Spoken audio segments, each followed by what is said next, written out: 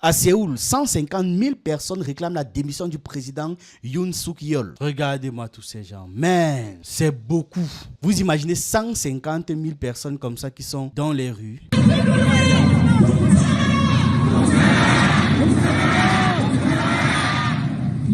Non, c'est beaucoup. C'est un chiffre faramineux. 150 000 personnes qui sont en train de vous demander de quitter. Ouf! C'est énorme. Projet de loi aux États-Unis pour limiter Biden, qui veut faire détruire les États-Unis. Et d'un autre côté du monde, nous avons le président sud-coréen qui est poursuivi par le parquet de son pays pour trahison ou rébellion contre l'État. Cela fait suite à la tentative d'instaurer la loi martiale en début du mois de décembre. Ce sont les deux sujets que l'on va traiter dans cette vidéo. Le projet de loi HR 1021-8, introduit par le représentant américain Clay Higgins, cherche à réduire le risque d'une guerre nucléaire entre les États-Unis et la Russie en interdisant l'envoi de missiles ATACMS en Russie. Cette initiative marque clairement un point d'inflexion dans les débats au Congrès sur la participation américaine au conflit en Ukraine, montrant clairement qu'il y a les tensions géopolitiques croissantes et surtout une vraie peur de l'escalade nucléaire. Alors, plaçons le contexte du projet de loi. Le texte vise à limiter le soutien militaire des États-Unis à l'Ukraine dans les conditions suivantes. Interdiction de transfert d'ATACMS. Les États-Unis ne pourront plus fournir aucun missile ATACMS à l'Ukraine pendant une période où le conflit actif subsiste entre l'Ukraine et la Russie jusqu'au 20 janvier 2025, c'est-à-dire jusqu'à ce que Trump prenne les rênes. Deuxième point, restriction sur le soutien américain. Les agences de renseignement et des forces armées américaines ne pourront pas appuyer l'Ukraine dans l'utilisation de ces missiles pour frapper en dehors des frontières reconnues internationalement. Cela inclut le soutien au renseignement, la planification des missions, toute autre forme de collaboration technique ou stratégique. La Russie considère que les frappes d'ATACMS depuis l'Ukraine avec l'assistance américaine équivalent à une attaque directe des États-Unis contre son territoire. Cela place donc les deux puissances dans une situation potentiellement équivalente à l'état de guerre, c'est-à-dire ça rend plausible une confrontation nucléaire, vu qu'on dit ok, vous nous attaquez directement avec vos armes, donc on va aussi vous attaquer directement. Ce ne sera plus une guerre par procuration. Le projet de loi vise à clarifier et limiter l'engagement militaire américain pour prévenir une escalade. Cependant, la Maison-Blanche, sous Joe Biden, a récemment modifié sa position autorisant l'utilisation de missiles à longue portée, ce qui va une fois de plus à l'encontre de sa précédente approche plus prudente. On dit une chose, on fait son contraire. On fait une chose, on dit son contraire. Scott Ritter, ancien inspecteur en armement de l'ONU, et Code Pink, un groupe militant pacifiste, ont plaidé pour soutenir le projet de loi au Congrès. Ils ont mis en avant la nécessité de désamorcer les tensions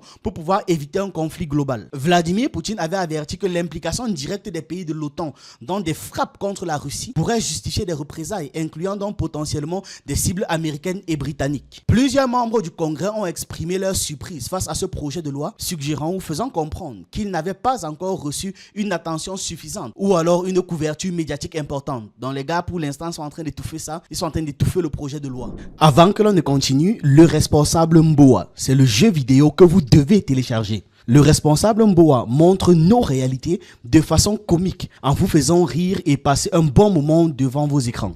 Qu'est-ce qui se passe dans le jeu ? En gros, vous êtes embauché au ministère pour régler les affaires très sérieuses du pays. Mais les tentations ne vous laissent pas. Déjà, il y a les camps au bureau. Et après ça, il y a plein de pression. Vous aurez le choix de rester honnête ou d'être un corrompu. Par exemple, comment est-ce que vous allez gérer vos collègues de travail qui ne travaillent pas mais touchent bien plus d'argent que vous? Ou encore, comment est-ce que vous allez gérer les pressions familiales? Tout le monde veut ton argent, tout le monde a besoin d'aide. Tu dois payer l'école de tout le monde et j'en passe. Comme j'ai dit, une parodie sociale africaine dans toute sa migraine. Le jeu a déjà fait plus de 60 000 téléchargements et est noté 5 étoiles. Donc prenez-le et on va voir comment vous aussi vous allez gérer les choses à la place des gens dans nos bureaux.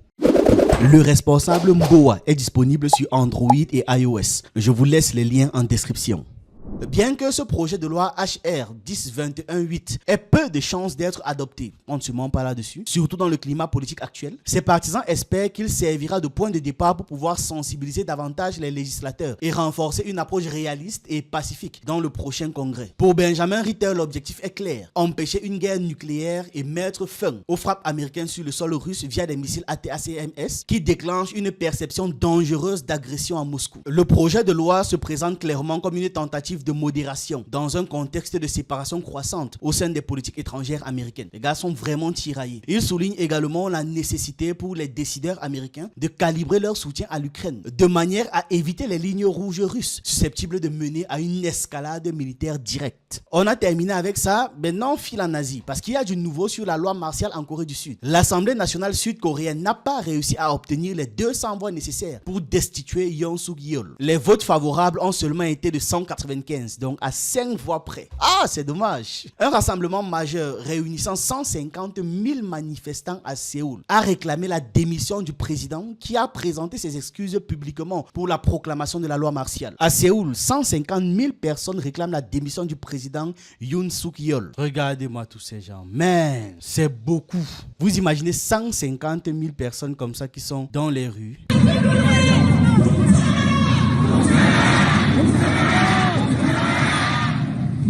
Non, c'est beaucoup. C'est un chiffre faramineux. 150 000 personnes qui sont en train de vous demander de quitter. Ouf, c'est énorme. Le scrutin s'est déroulé sans la participation de la majorité des députés du parti au pouvoir, parti appelé pouvoir civil, qui contrôle 108 sièges au Parlement. Simultanément, il y a une foule imposante qui s'est rassemblée devant l'Assemblée nationale pour attendre le résultat de ce vote de destitution.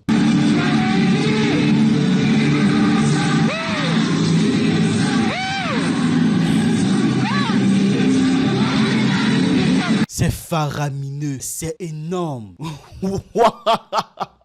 Waouh, man!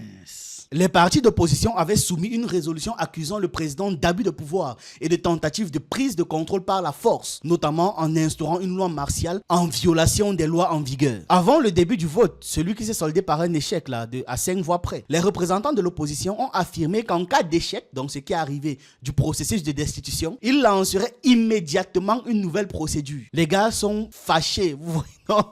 Ils sont déterminés. Alors que la session parlementaire ordinaire se termine le 10 décembre 2024, une session extraordinaire a été programmée pour mettre un nouveau vote dans les 72 heures suivantes. Je dis bien que les gars sont très fâchés. Ils serrent les dents là où ils sont là. Avant le scrutin, Yoon Suk-yeol a affirmé ses regrets pour avoir instauré la loi martiale et a promis de ne pas réitérer cette mesure tout en assumant l'entière responsabilité de ses actions. Et on peut lire là, Corée du Sud. S'exprimant depuis le palais présidentiel de Séoul, le président sud-coréen Yoon Suk-yeol a exprimé ses excuses quelques heures avant un vote parlementaire sur sa destitution pour la tentative infructueuse d'imposer la loi martiale en début de semaine. Dans une brève allocution télévisée, M. Yoon a reconnu sa responsabilité dans cette décision, tant sur le plan juridique que politique, et s'est engagé à ne plus jamais imposer un régime militaire. Pour rappel, au cas où parmi vous, il y a ceux qui n'ont pas suivi l'affaire. Dans la nuit du 3 au 4 décembre 2024, lors d'une allocution télévisée, le président sud-coréen a annoncé l'imposition de la loi martiale pour, selon lui, protéger la République de Corée de la menace des forces communistes nord-coréennes et éradiquer les forces pro-nord-coréennes hostiles à l'État. Il s'agissait d'une première depuis plus de 40 ans. Ces arguments seraient simplement, c'est comme ça en tout cas que ça a été perçu par plein d'analystes, c'était perçu comme étant une excuse pour pouvoir dégager les parlementaires qui bloquaient donc beaucoup de ces décisions. Et après ça, il y a eu des forces spéciales militaires qui se sont déployées pour bloquer l'accès à l'Assemblée nationale. Cependant, il y a un grand nombre de parlementaires qui a réussi à entrer avant l'arrivée des militaires. Et à l'extérieur, les partisans de ces parlementaires empêchaient les militaires d'entrer dans le bâtiment pour les dégager. Les députés ont donc rapidement adopté et unanimement une résolution exigeant l'annulation de la loi martiale avec le soutien de 172 membres de l'opposition et 18 élus du parti au pouvoir. Et quelques heures plus tard, le président a accédé à la demande du Parlement en levant la loi martiale, tout en dénonçant ce qu'il qualifie de pratiques irresponsables de l'Assemblée, notamment les destitutions répétées et les blocages législatifs. L'ensemble de l'incident a été résolu en seulement 6 heures, même si ça a laissé de nombreuses casses. Parce que oui, vous vous doutez bien, quand des militaires prennent d'assaut un endroit, c'est jamais proprement. Ils ont cassé des trucs, il y a eu des dégâts, des choses ont été brisées, des gens ont été blessés dans les différentes luttes, etc. Et donc, le président sud-coréen est désormais officiellement considéré comme suspect pour une affaire de rébellion contre l'État, selon les conclusions du parquet. L'enquête porte sur des accusations de trahison et d'abus de pouvoir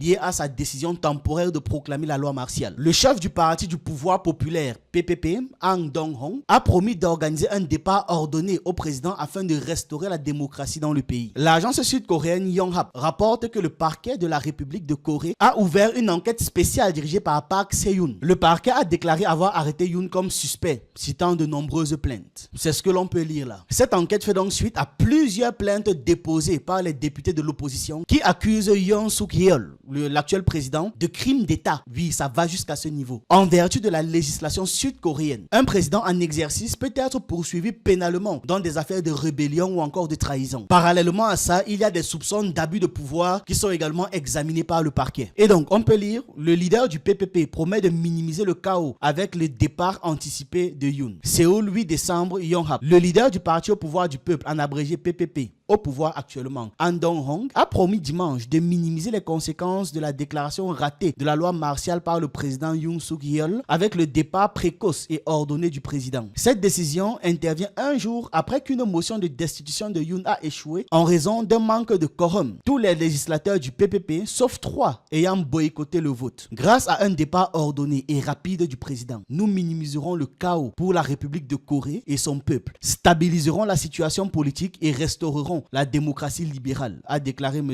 Han au siège du PPP dans l'ouest de Séoul. Le chef du parti a souligné que la majorité de l'opinion publique estime que Yoon devrait démissionner car il est incapable de gouverner normalement pendant le reste de son mandat. Dans ce qui semble être une tentative d'apaiser les inquiétudes du public et de la communauté internationale, il a déclaré que le président ne prendrait pas part aux affaires d'État, y compris à la diplomatie, même avant son départ. Il s'est également engagé à assurer une enquête rigoureuse et transparente sur les troubles politiques et à ternir des entretiens réguliers avec le Premier ministre au moins une fois par semaine pour éviter d'éventuels vides dans la gestion des affaires d'État. Voilà, donc il s'est exprimé sur plusieurs sujets comme ça. Il a dénoncé la déclaration de loi martiale et j'en passe. Et le Premier ministre a réaffirmé ses efforts visant à stabiliser rapidement la situation, s'engageant à donner la priorité au peuple. Voilà, les discours habituels, on a l'habitude d'entendre ça. Il a déclaré qu'il cherchait humblement à coopérer avec l'Assemblée nationale contrôlée par l'opposition, alors qu'il appelait à l'adoption parlementaire du projet de loi budgétaire, affirmant que l'exécution en temps opportun du plan budgétaire est le seul moyen de rétablir l'économie et les moyens de subsistance de la population au bon moment. Les affaires de vote de budget là, ça crée beaucoup de problèmes dans les pays quand même, hein. Rien que cette fin d'année, j'ai entendu ça plusieurs fois. Qu'est-ce qui se passe? Qu'est-ce qui se passe? Bref, voilà ce que j'avais à partager avec vous dans cette vidéo. J'attends vos avis en commentaire, vos analyses et on se retrouve dans une prochaine vidéo.